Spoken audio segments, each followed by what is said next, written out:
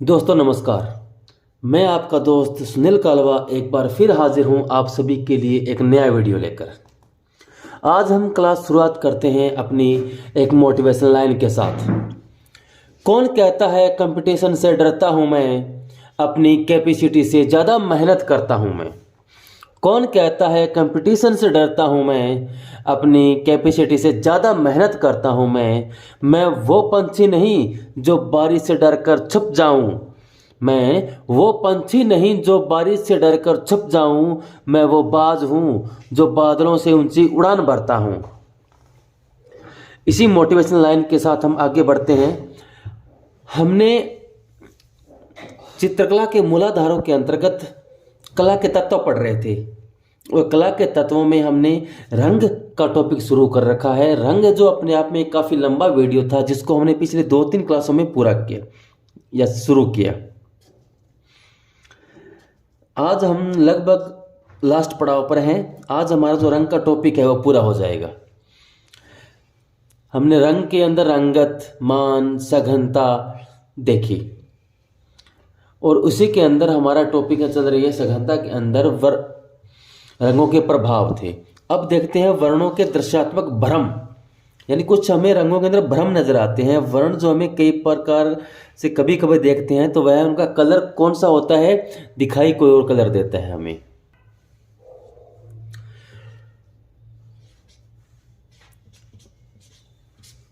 वर्णों के दृश्यात्मक भ्रम, दृश्यात्मक भ्रम यानी जब हम वर्णों को हम देखते हैं तो उसके अंदर हमें कुछ भ्रम नजर आते हैं। तो किस प्रकार के भ्रम नजर आते हैं देखते हैं। सबसे पहले है प्रभाव वृद्धि।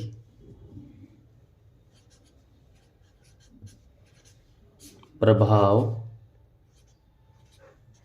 वृद्धि क्या है? ये प्रभाव वृद्धि किसी रंग के निकट, किसी रंग के निकट विरोधी रंग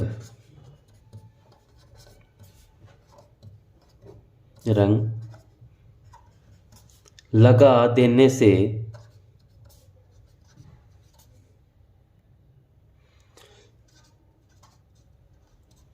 पहले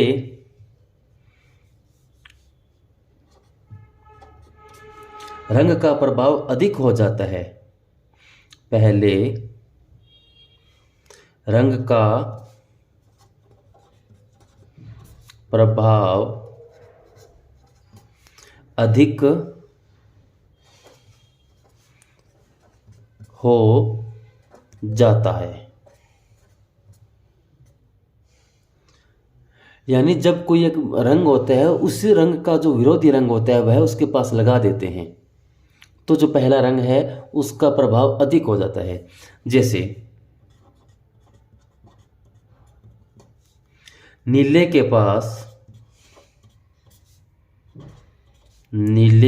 पास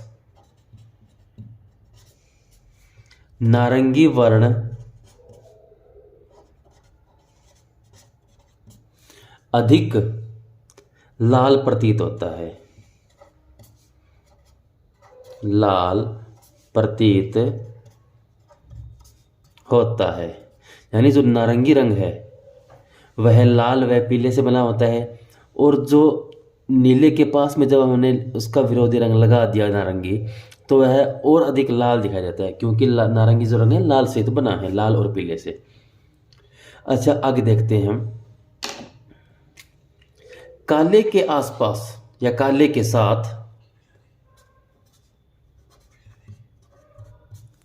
काले के साथ भूरा या सफेद रंग अधिक प्रकाश युक्त लगता है। भूरा या सफेद रंग अधिक प्रकाश युक्त नजर आता है। अधिक प्रकाश युक्त लगता है। यानी अगर काला रंग है उसके साथ में आप भूरा रंग लगा दोगे या सफ़ेद रंग लगा दोगे तो वह आपको अधिक प्रकाश युक्त नज़र आएगा। इस तरह के हमें भ्रम नज़र आते हैं या प्रभाव में वृद्धि नज़र आती है। आगे देखिए, चमकदार नीले हरे, चमकदार नीले हरे धरातल पर, हरे धरातल पर सिंदूरी रंग बहुत कंपनयुक्त प्रतीत होता है। सिंदूरी रंग जो है बहुत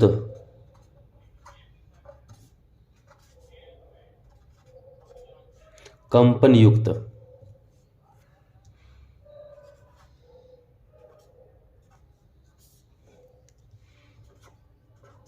प्रतीत होता है।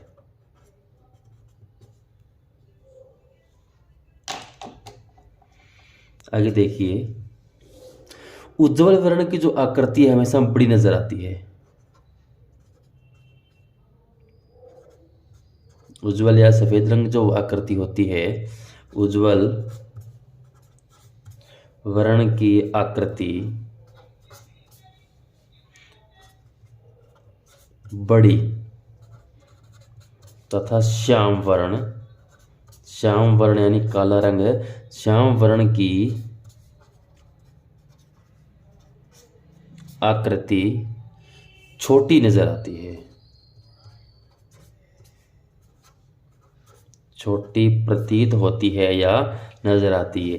ये होती नहीं है लेकिन सिर्फ नजर आती है। यानी दो आप एक सफेद रंग और काले रंग की दो आकृति एक साथ बनाओगे तो आप ध्यान से देखोगे कि जो सफ़ेद रंग की है वह बड़ी नज़र आती है, जो काली है या श्याम वर्ण की है वह हमें छोटी नज़र आती है।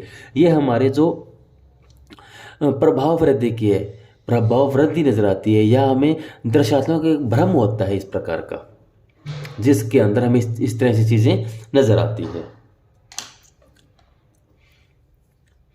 अब देखते हैं वर्ण परिवर्तन। इसी के अंतर्गत हमें कुछ वर्ण परिवर्तन भी नजर आते हैं। वर्ण परिवर्तन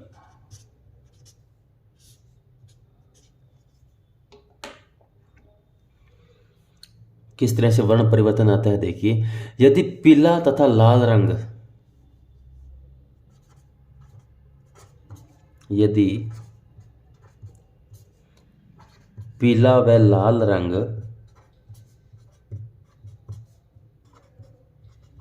पास पास लगे हो, पास पास लगे हो तो पीले में किंचित हरेपन का आभास होने लगता है। पीले में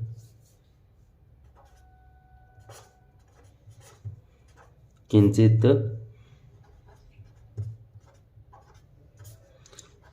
हरेपन का आभास होने लगता है। हरा रंग होता नहीं है लेकिन इसके अंदर हरेपन का हमें थोड़ा आभास होता है, लगता है कि इसके अंदर थोड़ा बहुत हरा रंग है, आभास होने लगता है। यह हमें वर्ण परिवर्तन का भ्रम होता है इसके अंदर। यानी जब पीला व लाल रंग दोनों पास रंग लगा देंगे तो हमें इसे नजर आएगा जैसे इसके अंदर थोड़ा हरा रंग है, इस तरह का हमें आभास इसके अंदर नजर आता है। तथा लाल रंग में कुछ बैंगनीपन प्रतीत होता है, तथा लाल रंग में कुछ बैंगनीपन प्रतीत होता है।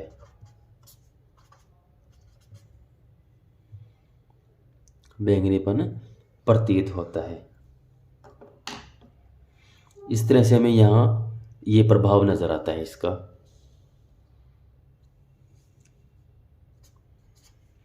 आगे देखिए, तेज वर्णिका वाले जो रंग होते हैं, जो रंग तेज होते हैं, तेज वर्णिका वाले रंगों के साथ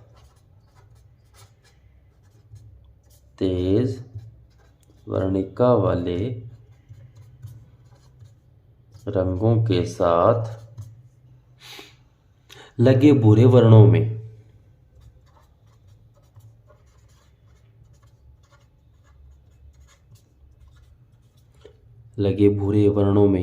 विरोधी रंगों की वर्ण आकृति जो है अनुभूति होती है।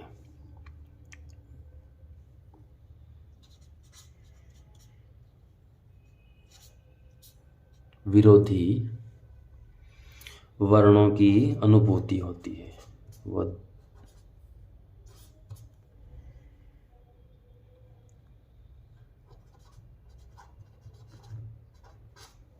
अनुभूति होती है। जैसे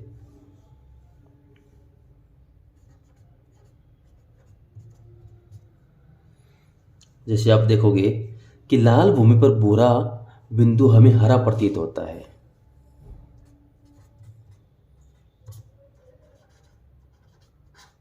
लाल भूमि पर जो भूरा बिंदु है, लाल भूमि पर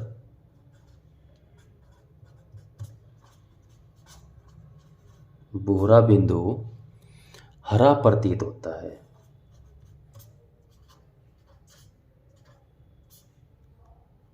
हरा प्रतीत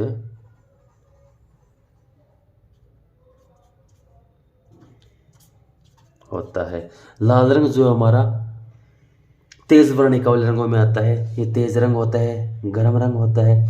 इसके साथ में जब भूरा रंग लगा है तो यानी इसका विरोधी रंग आता है। तो लाल रंग का विरोधी रंग कौन सा हुआ? हरा हुआ।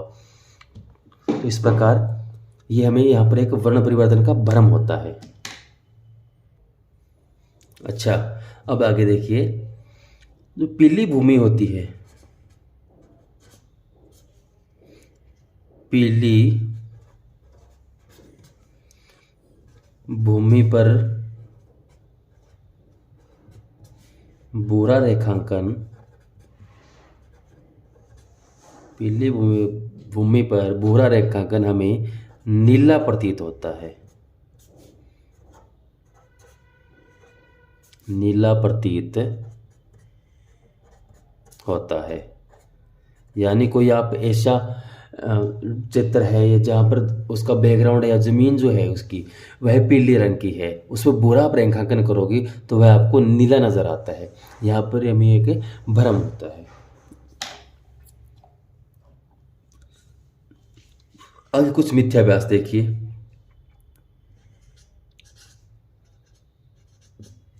मिथ्याभास, कुछ और मिथ्याभास या कुछ ऐसा है जो हमें अलग नज़र आता है, वो होता नहीं है वैसा नज़र आता है, कुछ मिथ्याभास होता है, भ्रम होता है। यहाँ भी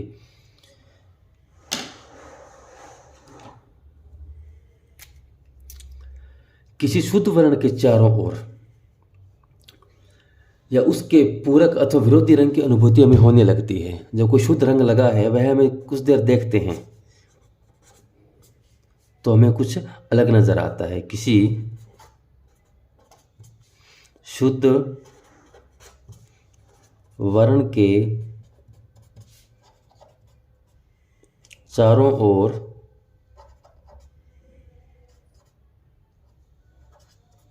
उसके पूरक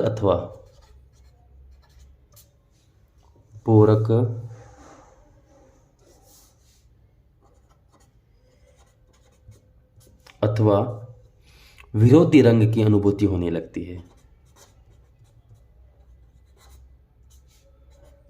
विरोधी रंग की अनुभूति होने लगती है। अनुभूति होने लगती है।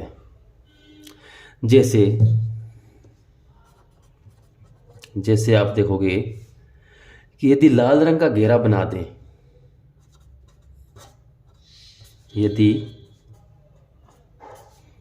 लाल रंग का घेरा बना दें, हम लाल रंग का घेरा अगर बना देते हैं तो उसके चारों ओर के वातावरण में हरे रंग की अनुभूति होने लगती है। तो उसके चारों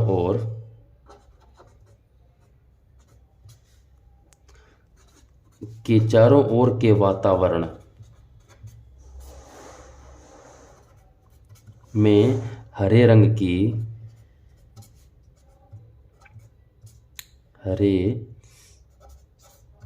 की अनुभूति होने लगती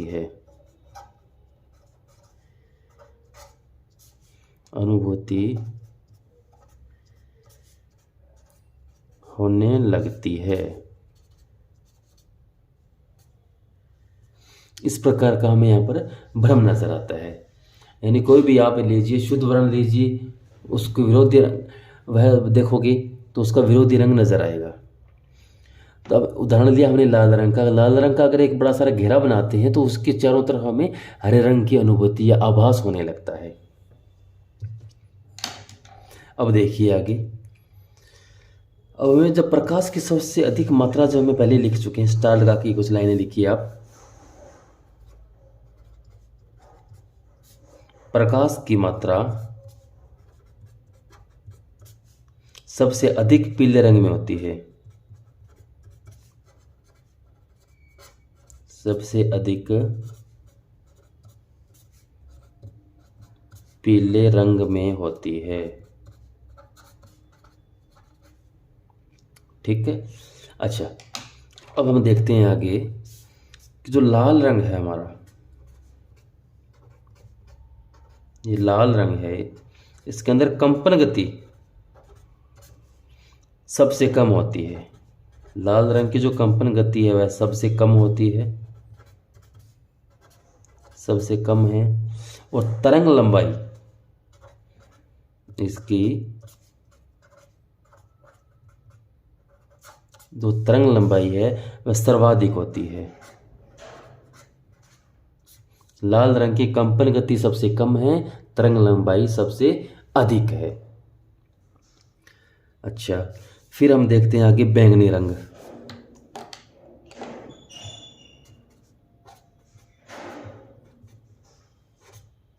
जो बैंगनी रंग है इसकी तरंग गति सबसे ज्यादा होती है, कंपन गति, इसकी कंपन गति है वह सबसे ज्यादा है। कंपन गति सबसे ज्यादा है, वह तरंग लंबाई है वो सबसे कम होती है। तरंग लंबाई सबसे कम होती है बैंगनी रंग की, तो इस बात को आप ध्यान रखोगे। अच्छा, ये हमारा आज टॉपिक पूरा हुआ रंगों का। काफ़ी समय से हमारे रंग का टॉपिक चल रहा था, 2 से 3 क्लासेस इसके बन गई, तो ये रंग का टॉपिक हमारा आज इसी क्लास के साथ संपन्न हुआ। अब हम देखते हैं हमारा एक आगे जो टॉपिक है वह है तान।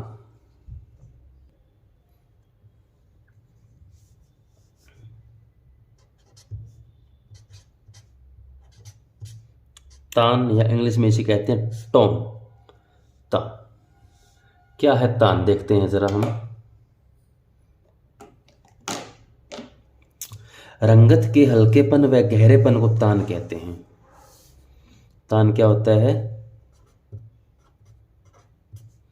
रंगत का हल्कापन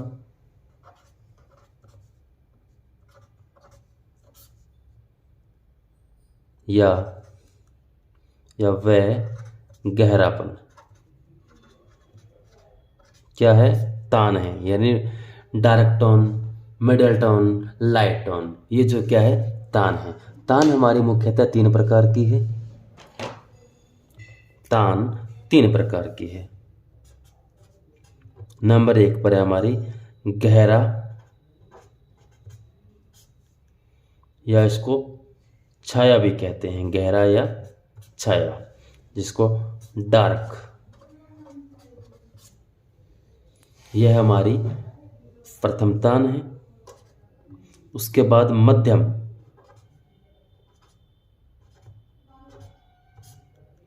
मध्यम प्रकाश, मध्यम प्रकाश यानी मिडल लाइट, मिडल लाइट या मिडल टिंट भी कहते हैं इसको, मिडल टिंट कह दो आप। उसके बाद नंबर 3 पर आप है हल्का प्रकाश। हल्का प्रकाश, हल्का प्रकाश होगी हमारी लाइट। Dark middle light.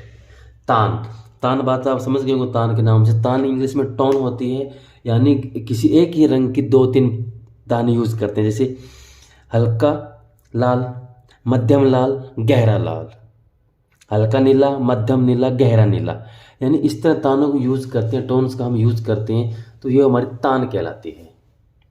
ये तान हो गई। अब हम नेक्स्ट क्लास टॉपिक पर चलते हैं, जिसे कहते हैं पोत।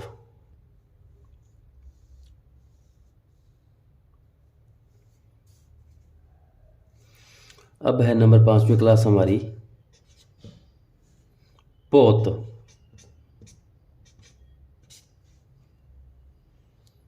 देखिए पोत क्या है। पोत किसी भी वस्तु के धरातल के गुण को हम पोत कहते हैं। कोई वस्तु पड़ी है, उसका धरातल है, उसको हम जब छू कर देखते हैं पता चलता है कि क्या है, यह पोत है। जो हमें ऐसा आभास होता है कि क्या है, कैसा है, इस चीज को हम पोत कहते हैं। किसी भी वस्तु के धरातल के गुण को, धरातल के गुण को पोत कहते हैं।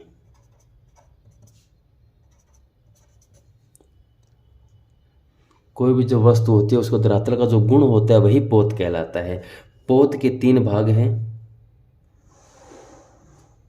पोत के 3 भाग हैं। 3 भाग, देखिए 3 भाग कौन से हैं। नंबर 1 पर आता है हमारा प्राकृतिक पोत।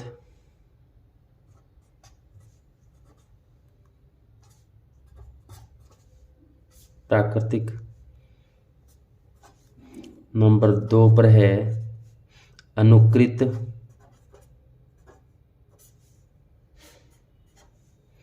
और नंबर 3 पर है आप सर्जित। प्राकृतिक को हम प्राप्त भी कहते हैं, प्राप्त, और अनुकृत को हम कृत्रिम कहते हैं।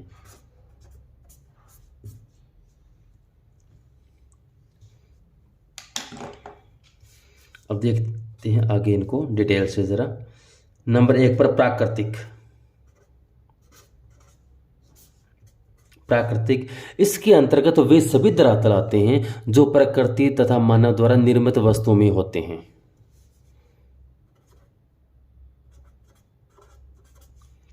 इसके अंतर्गत वे सभी धरातल आते हैं जो प्रकृति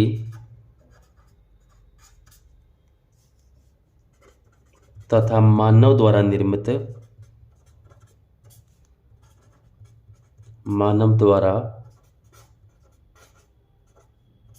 निर्मित वस्तुओं में होते हैं। वस्तुओं में होते हैं। अब हम देखते हैं अनुकृत पोत। अनुकृत, प्रकृति प्रदत्त जो पोत है, पोत का अनुकरण करके निर्मित जो पोत होते हैं उनको हम अनुकृत पोत कहते हैं। प्रकृति प्रदत्त पोत का अनुकरण करके यानी नकल करके, अनुकरण करके निर्मित पोत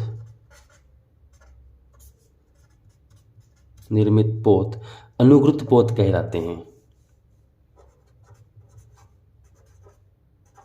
अनुकृत पोत कहलाते हैं। यानी जो पोत प्रकृति से बने हुए हैं उन्हीं का हम नकल करके अनुकरण करके एक नए पोत बनाते हैं, उसको हम अनुकृत पोत कहते हैं। तीसरा है सर्जित पोत।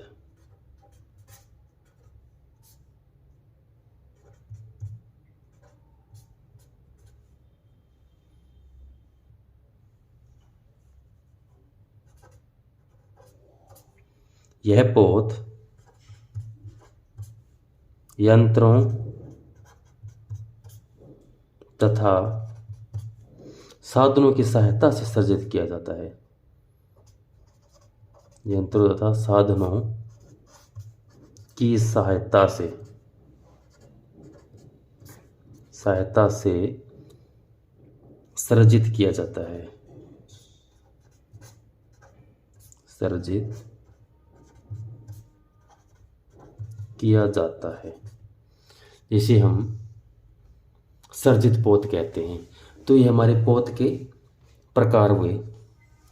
हमारे मुख्यतः जो पोत है, पोत मुख्यतः 3 प्रकार के होते हैं। तीनों प्रकार हमने यहाँ पर देख लिए। अब हम आगे चलते हैं और आज का लास्ट बिंदु देखते हैं। नंबर 6 पर अब हमारा आता है अंतराल।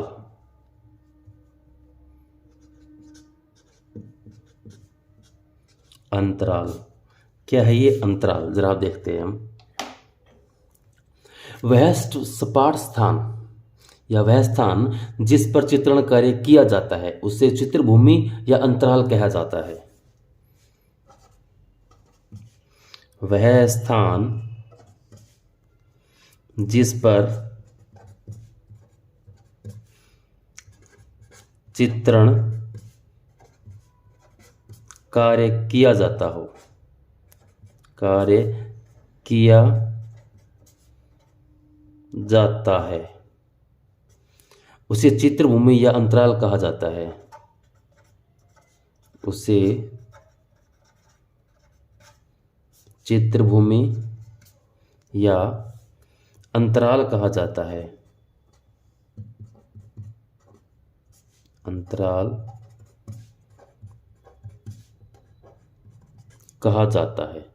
यानी वो स्थान जिस पर हम चित्र बनाते हैं, चाहे कोई सा स्थान आप चूज कर लो, जिस पर आप चित्र बनाओगे तो वह स्थान अपने आप में अंतराल बन जाता है। उसी को हम अंतराल कहते हैं। अंतराल जिसके 2 भाग हैं।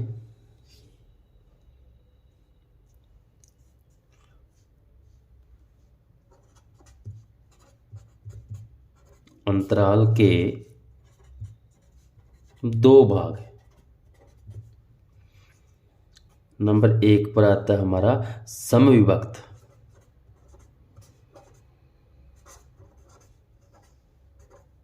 समविभक्त यानी समविभक्त कौन सा हुआ? जो समान भाग में विभक्त हो। जो समान भाग में विभक्त हो, जो समान भाग में बांटा गया हो, वह समान या समविभक्त कहलाता है। और वही हमारा दूसरा हो गया असमविभक्त। असमविभक्त नाम से पता चल रहा है इसका, यानी जो असमान भागों में बंटा हो या कल्पना के आधार पर असमान विभक्त। कल्पना के आधार पर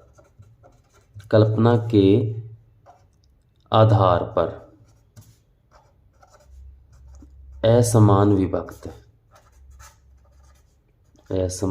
विभक्त, जिसको कल्पना के आधार पर असमान रूप से विभक्त किया जाता है, वह असमान विभक्त कहलाता है या असम विभक्त कहलाता है। यूनानी कलाकार हुए हैं कि यूक्लिड। यूनानी कलाकार यूक्लिड ने स्वर्ण विभाजन सिद्धांत दिया था। यूक्लिड ने स्वर्ण विभाजन सिद्धांत दिया था। अंतराल का विभाजन के लिए उन्होंने एक सिद्धांत दिया जिसको नाम दिया जाता है सवर्ण विभाजन सिद्धांत। यह सिद्धांत किसका है? यूक्लिड का। कई बार एग्जाम में पूछ लिया जाता है कि सवर्ण विभाजन सिद्धांत किसका है, तो यूक्लिड का। किससे संबंधित है? अंतराल से संबंधित, यानी अंतराल को बांटने का एक और इन्होंने विभाजन बताया या सिद्धांत बताया, तो वह कहलाता है सवर्ण विभाजन सिद्धांत। अब इसी लाइन में एक मोस्ट इंपॉर्टेंट चीज आती है हमारी, स्टार लगा के आप लिख लीजिए, भूमि बंधन। पहले भी ये नाम आपके सामने आया है जब हमने साहित्य में चित्रकला पढ़ रहे थे, उस समय में हमने पढ़ा, तो हम दोबारा देख लेते हैं। भूमि बंधन यानी अंतराल को भूमि बंधन भी कहा जाता है, ये अंतराल ही का नाम है। अंतराल को भूमि बंधन कहते हैं। किस ग्रंथ में कहा गया है? सम्रांगण सूत्रधार में। सम्रांगण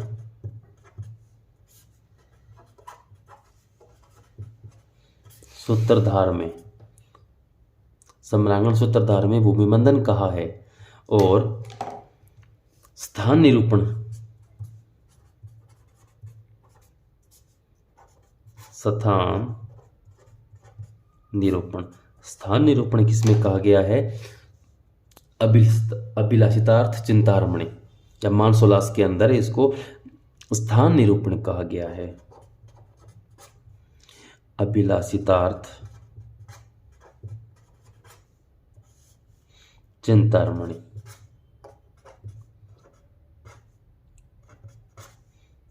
या इसको मानसोल्लास भी कहते हैं, मानसोल्लास। इस ग्रंथ के अंदर इसको स्थान निरूपण कहा गया है। अब एक लाइन और लेके आप स्टार लगाकर, इंपॉर्टेंट लाइन, कि जो अंतराल है हमेशा हमें द्विआमीय होता है, लेकिन इसको छाया प्रकाश से या छाया प्रभाव से त्रिआमीय दिखाया जाता है। अंतराल द्विआयामी होता है। पहले मैं यहां लिख देता हूं, यह द्विआयामी होता है।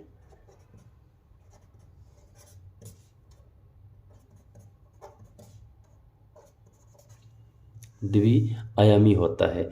इसको द्विआयामी अंतराल पर,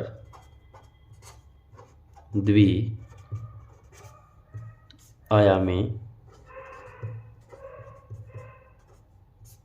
अंतराल पर छाया प्रभाव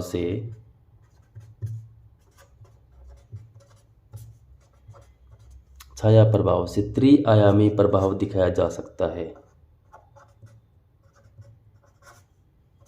त्रिआयामी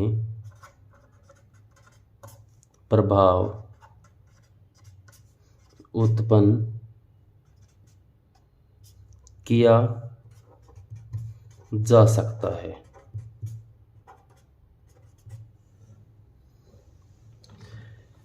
यानी अंतराल हमारा मुख्यतः द्विआयामी होता है। इसके दो आयाम दिखाई देते हैं, दो आयाम होते हैं इसके, लेकिन छाया प्रभाव से इसके तीन आयामी के प्रभाव दिखाया जा सकता है। तो आज ये हमारे कला के तत्व का टॉपिक पूरा हुआ, जिसके अंदर रूप, रेखा, रंग, तान, पोत, अंतराल, जो प्रमुख 6 तत्व होते हैं हमारे, इनको हमने ध्यान से पढ़ा, विस्तृत रूप से हमने इसको पढ़ा है। 3 से 4 इसके वीडियो बनाए हैं। आशा करता हूँ आपने ध्यान से इसको पढ़ा भी होगा, नोट्स बनाए होंगे। तो इसी तरह आप पढ़ते रहिए, मेरे साथ जुड़े रहिए। बहुत ही जल्द हम नया वीडियो में लेकर आऊँगा। अगर आप मेरे साथ यूं ही पढ़ते रहोगे तो आप अपने लक्ष्य को आसानी से प्राप्त कर सकते हो। अगर आपको मेरी वीडियो पसंद आ रही हो तो प्लीज़ अपने दोस्तों को शेयर कीजिए, लाइक कीजिए, मेरे चैनल को सब्सक्राइब कीजिए। बहुत बहुत धन्यवाद। Thank you.